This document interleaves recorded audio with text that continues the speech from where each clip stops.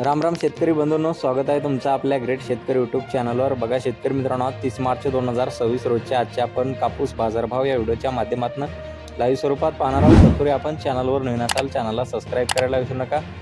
चला तर शेतकरी मित्रांनो, आपण व्हिडिओला सविस्तररित्या सुरुवात करूया। शेतकरी मित्रांनो, कृषी उत्पन्न बाजार समिती भद्रावती चंद्रपूर येथे अवकालेले 322 क्विंटल, कमीचा दर आहे 6500 रुपये क्विंटल आणि जास्तीत जास्त दर मिळालेला आहे 7750 रुपये क्विंटल। सर्व संदर 7125 रुपये क्विंटल जात आहे लोकल कापूस।